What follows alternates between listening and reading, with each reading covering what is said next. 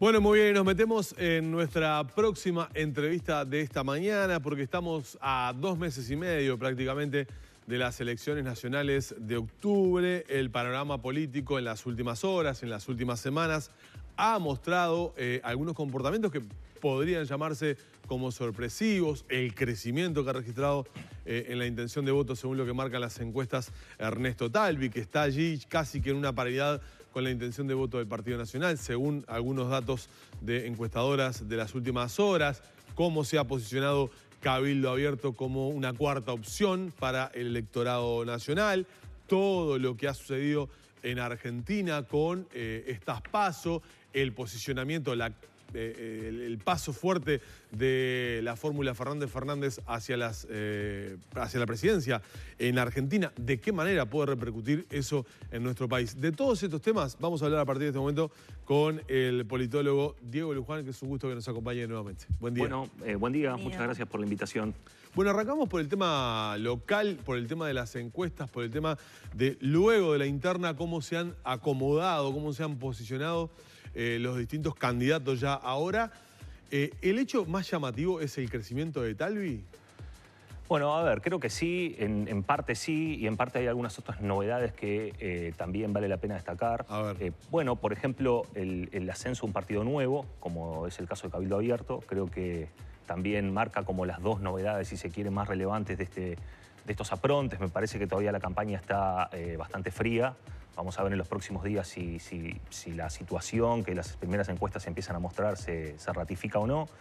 Pero digamos, yo creo que en un marco de estabilidad como el que muestra el sistema político uruguayo ya hace varios años, Uruguay tiene un sistema político, un sistema de partidos muy estable, lo cual no implica que no existan cambios, pero en todo caso los cambios requieren de cierto tiempo, ¿sí? No son cambios abruptos como los que se pueden ver en otros países de la región. Entonces, en un marco de estabilidad general, creo que tú bien decís, la recuperación del Partido Colorado de la mano de la candidatura de Ernesto Talvi, y yo le agregaría entonces la irrupción de este nuevo actor, Cabildo Abierto, y la figura de Manini, son de algún modo las dos novedades que por el momento depara esta incipiente campaña electoral. Tomando en consideración lo que han mostrado la encuesta de Cifra que se presentó esta semana, la última encuesta de Radar, la semana pasada teníamos algunos datos de algunas otras consultoras que están trabajando en lo que es el relevamiento de la intención de voto. Todas muestran, por ejemplo, que el candidato del Frente Amplio, Daniel Martínez, está con un perfil de un 30, ayer Radar lo mostraba con un 37. ¿Es un piso muy bajo hacia las elecciones nacionales, pensando en una segunda vuelta y lo que sería un eventual bloque opositor versus el candidato del oficialismo? Bueno, sí. A ver, creo que para establecer una comparación con las últimas dos elecciones, 2009 y 2014, si uno toma las encuestas de este mismo mes, vamos a decir agosto, julio, de estos 2 años, 2009 y 2014, lo que observa es que la suma de blancos y colorados es bastante estable, en el orden del 45-47%. Lo que pasa es que así ha habido un trasvase entre unos y otros, pero en todo caso la suma de blancos y colorados, que es algo así como el núcleo duro de la oposición, es más o menos estable. Y efectivamente lo que ha mostrado ciertas variaciones, el piso que el Frente Amplio tiene, que ha perdido aproximadamente 10 puntos, ¿sí? O 7 puntos, 10 puntos en función de qué encuesta se tome. Entonces yo creo que hoy por hoy la situación es todavía, como decía recién, es muy incipiente la campaña como para poder decir que estos resultados se van a consolidar, pero en todo caso, si las encuestas están reflejando efectivamente la realidad, uno podría decir, lo que ha perdido el Frente Amplio no parece haber pasado para el campo de los partidos tradicionales, porque estos están bastante estables en su suma, sino que es probable que esté engrosando la lista de indecisos o eventualmente que haya ido a parar algún votante del Frente Amplio a opciones menores del sistema. Uno podría pensar que de pronto sería difícil que Manini y que Cabildo Abierto se esté nutriendo de ex votantes del Frente, pero lo cierto es que en los números agregados, y sin entrar en falacias, digamos, individuales, porque no sabemos cómo opera el pasaje de un partido a otro, lo que la gran foto muestra es que el Frente Amplio efectivamente está en un piso más bajo y que por lo tanto tiene una elección más difícil por delante. Eso es indudable. Esta discusión de modelo de dos países que se está planteando, digamos, ¿Qué agregado le da a este panorama que tú describías? Bueno, creo que es, a ver, esto es una opinión personal, ¿no? Es una visión personal.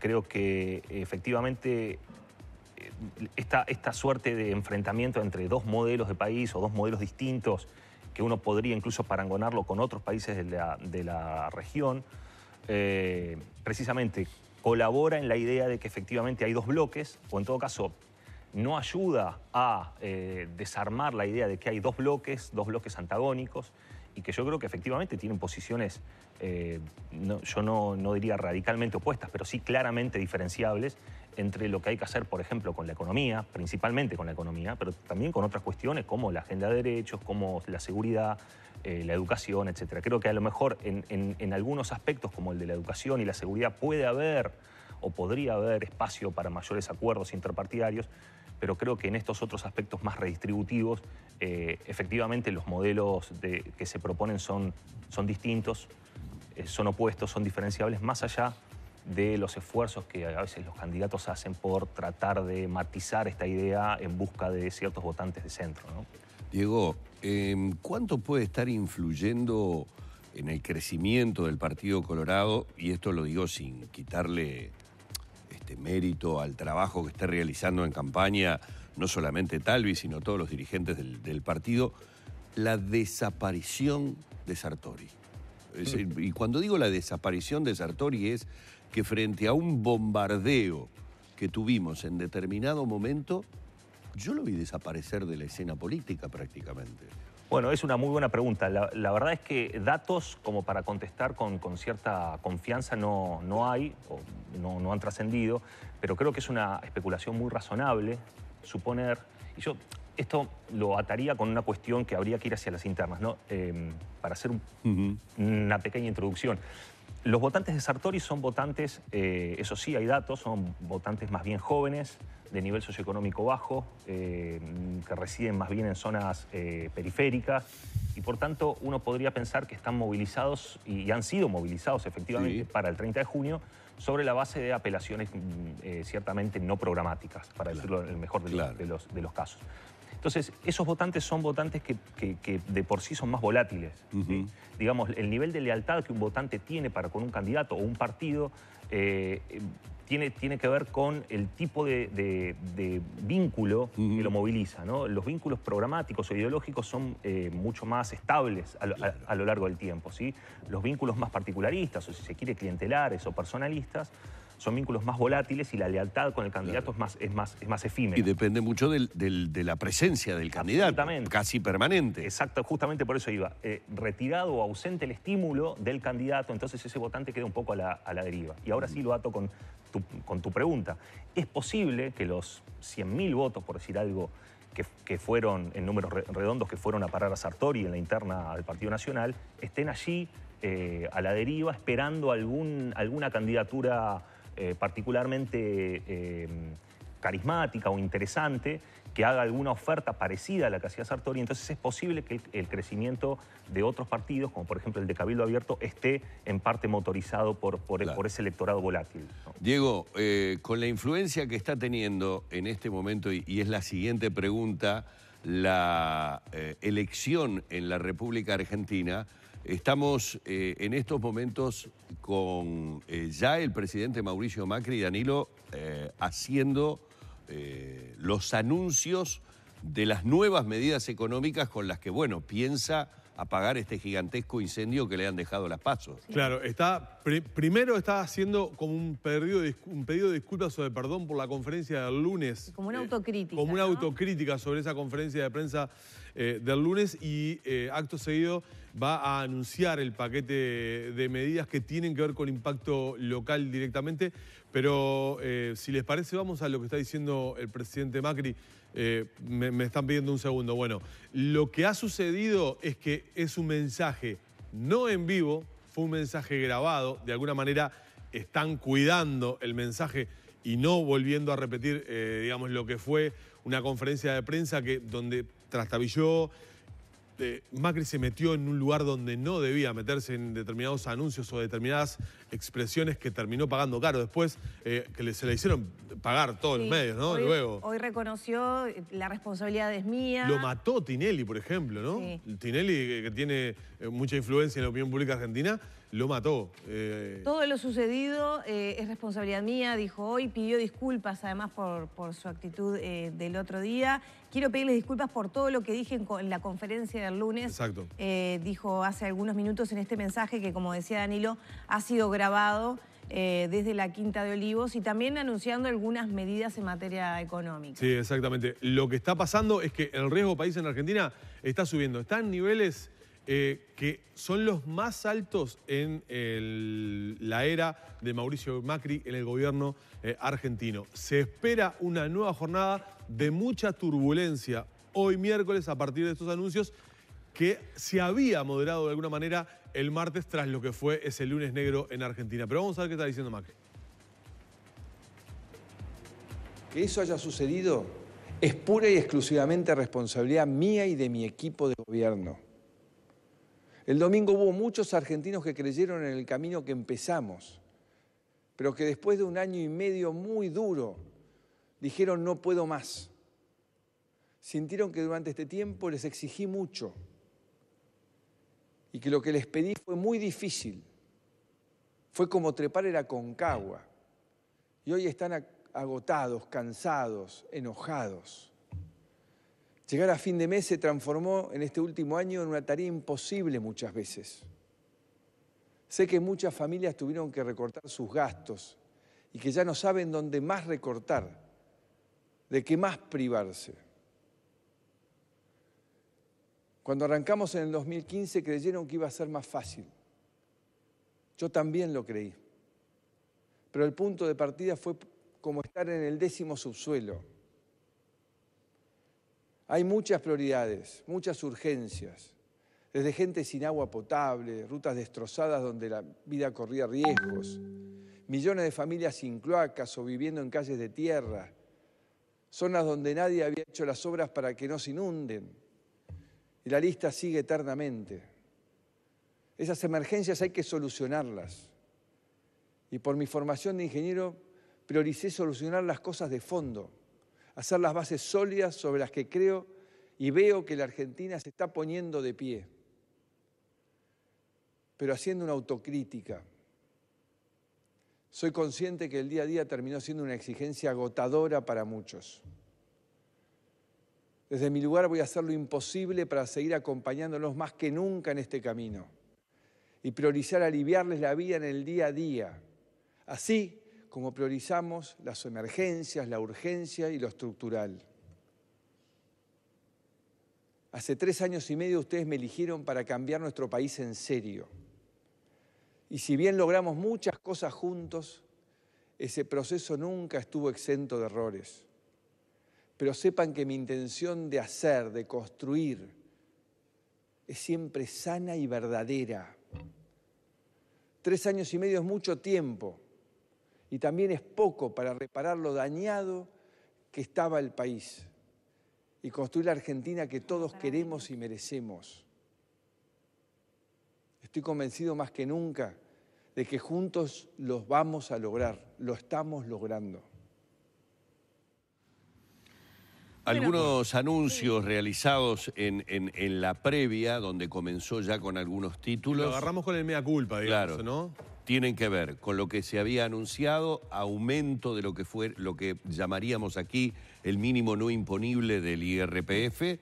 Concretamente, dijo, modificaremos el impuesto a las ganancias para que reciban 2.000 pesos más por mes, congelación del precio del combustible por 90 días, y bueno, y algunas más que iremos, porque está en pleno desarrollo también su alocución. Sí, también se anunció la convocatoria a gremios y empresas al Consejo de Salario Mínimo y también se está estudiando cómo financiar estas medidas, ¿no? Porque subir el monto no imponible significa una renuncia fiscal en una situación económica de emergencia.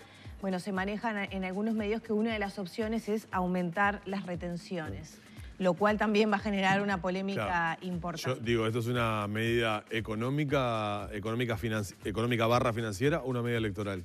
Habrá que verlo, el resultado que le da, y yo le traslado a Diego porque fue un poco la excusa para ir algunos segundos a lo de Macri, porque todos sentimos de alguna manera, esto lo digo entre comillas, que lo que sucedió el domingo en la República Argentina podía tener repercusión en nuestro país. Y de hecho lo tuvo. Dejemos de lado lo económico, quiero ir al terreno político, porque leímos algunos tweets, escuchamos algunas manifestaciones, es decir, los dirigentes políticos tomaron lo que sucedió en la República Argentina. Bueno, hasta el día de hoy tenemos, voy a mostrar a nuestros colegas de la República, tenemos al candidato por el Frente Amplio haciendo una referencia a lo que está sucediendo hoy en la República Argentina.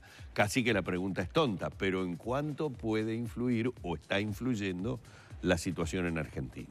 Bueno, a ver, primero que la situación económica y política en Argentina y en Brasil, de algún modo, históricamente han tenido una fuerte presencia e influencia en el proceso político uruguayo, es casi obvio.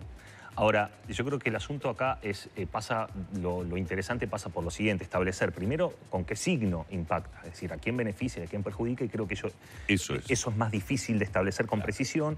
Y lo segundo es cuál es la magnitud de ese impacto. Entonces, el signo y la magnitud creo que están por verse. En todo caso, lo que es claro es que la situación argentina es un gobierno de derecha, vamos a decirlo rápidamente, uno podría decir centro-derecha en coalición con la UCR, pero creo que se puede aceptar pacíficamente que el gobierno de Macri es un gobierno de derecha que está haciendo una gestión económica realmente complicada, compleja, y que está afectando los principales indicadores, no solamente económicos, sino sociales.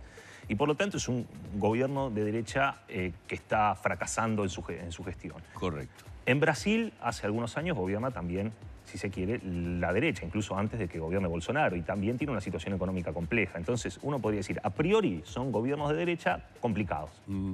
¿Eso podría beneficiar al Frente Amplio? Sí, podría beneficiarlo, porque uno podría decir, bueno, hay un efecto demostración, miren lo que pasa cuando después de la izquierda gobierna a la derecha. Dicho muy grueso. Ahora, también es cierto, y creo que los principales líderes de los partidos de oposición acá en Uruguay han empezado a blindar de algún modo eso, diciendo, Macri, si bien es un político identificado con la derecha, llevó adelante una gestión que fue algo así como kirchnerismo con buenos modales, digamos, no afectó directamente o en un principio los principales componentes económicos, ¿no? Como sí podría ser un gobierno de derecha consistente. Claro. Entonces, el impacto todavía está sujeto incluso a una cuestión que trasciende a los hechos y que tiene que ver con las interpretaciones. La política es más compleja que los hechos únicamente, ¿no? La política requiere de interpretaciones y de interpretaciones que se disputan el sentido último de un fenómeno. Y entonces, allí no solamente van a impactar los hechos, es decir, cómo se derive la crisis argentina, sino qué interpretaciones son las que finalmente terminan imponiéndose sobre la opinión pública, y allí el componente de liderazgo y la capacidad de los líderes políticos de imponer una lectura particular de esos hechos, creo que van a terminar inclinando la balanza y definiendo el signo del impacto de la crisis argentina sobre las elecciones en Uruguay. ¿Pudo haber tenido algo que ver con eso lo que hace algunos minutos emitimos en nuestro sector de noticias ampliadas? Una declaración de Ernesto Talvi, que incluso se la trasladaron a la calle Pou, sacada de contexto, en donde Talvi, en un desayuno de ADM, creo que fue, dijo algo así como quisiera que ganara el Frente Amplio para que fueran ellos que arreglaran, casi como anticipándose al juego de decir, ¿ven lo que pasan con los gobiernos de derecha? O sea, ¿se entiende el juego al que voy? Sí, anticipándose a la jugada, a decir, porque lo dijo con estas palabras, a nosotros siempre se nos relaciona con el ajuste, con el achique y con todo, y a ellos se los relaciona con la abundancia. Claro. Pero esa abundancia es la que trae después la necesidad del ajuste. Sí. Palabra más, palabra menos intentó decir eso. Es precisamente eso. ¿Es porque olfateó esa posibilidad, tal vez? Pienso que sí, porque es claro que justamente lo que decíamos hace un rato, es decir, siempre hay una búsqueda de ofrecer interpretaciones sobre los hechos, ¿no? Porque finalmente uno podría decir, bueno, mira, si la historia me está demostrando que cada vez que gobierna a la izquierda hay abundancia y cada vez que gobierna la derecha hay recortes, entonces, digamos, bueno, acá hay algo... Bien fácil. Ahora, claro, es fácil. Yo quiero vivir en abundancia. Exacto. Entonces, bueno, ahora, la realidad es que hay una disputa por esos hechos y entonces allí está la cosa de, bueno, hay abundancia porque hay responsabilidad en los gobiernos de izquierda. Luego venimos nosotros que somos responsables y acomodamos lo que los otros estropearon. Entonces, bueno, en esa disputa de sentido finalmente es que se termina imponiendo un relato o el otro más allá de los hechos. ¿Y qué peso tendrá esa interpretación, digamos, en los resultados electorales? Y bueno, ahí depende de un factor crucial que es la capacidad de convencimiento y liderazgo que los candidatos tienen. Los políticos no solamente ayudan a que los hechos sucedan, sino que, como decía, una buena parte de la acción política y de la inteligencia política está destinada no solamente a que los hechos sucedan, sino que a que los hechos se crean, se interpreten, ¿no? Y entonces allí hay que ver qué capacidad de convencimiento tiene Daniel Martínez, Talvi, Lacalle Pou, los principales candidatos para lograr imponer una interpretación de los hechos, no solamente Argentina, en Brasil, ¿no? Sino los propios hechos que suceden en Uruguay. Es decir, cuál es el nivel de, por ejemplo, la crisis económica que vive Uruguay, si es que vive una crisis económica. Hay distintas interpretaciones. El gobierno dice, y tiene muchos datos para avalar, que bueno, en realidad lo que hay es una situación de estabilidad macroeconómica que es muy importante y que está despegada de la situación, por ejemplo, en Argentina y Brasil, y que por lo tanto los principales indicadores económicos y sociales han tenido no solamente una mejora, sino una mejora estable a lo largo del tiempo. Y la oposición dice también con buenos motivos, bueno, pero el déficit fiscal está cerca del 5%, ¿no? La inflación está sistemáticamente por arriba, poco, pero por arriba de la meta de inflación. Entonces, allí otra vez hay una disputa por la interpretación y finalmente la elección la va a terminar ganando, entre otras cosas, aquel candidato que ofrezca una interpretación más verosímil, más creíble de lo que pasó y ofrezca también unas soluciones verosímiles y creíbles para la ciudadanía. Finalmente es eso. Diego, muchísimas gracias. Una vez más, un placer tenerte aquí. A cuenta de más, ¿no? Gente. Sí. A cuenta de más. Diego Luján, politólogo en la mañana de Arriba Gente. Muchas gracias. Un gusto. Nos vamos a la pausa.